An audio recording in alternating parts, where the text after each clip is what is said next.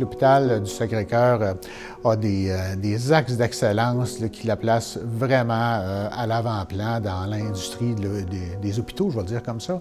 Et je pense notamment à la traumatologie, je pense à la cardio, je pense également à la psychiatrie au niveau des axes de développement pour le sommeil.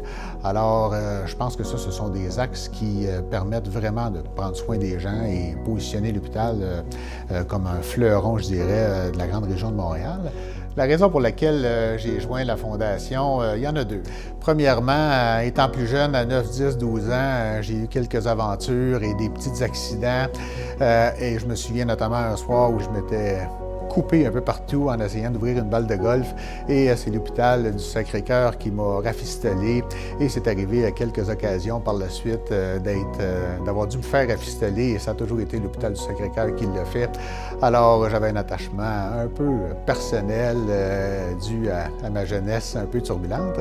Et quand j'ai un collègue du Mouvement Desjardins qui m'a approché de venir représenter le Mouvement Desjardins au sein du conseil, alors j'ai accepté l'invitation et c'est un peu comme ça que je me suis joint à la Fondation avec beaucoup de plaisir par la suite.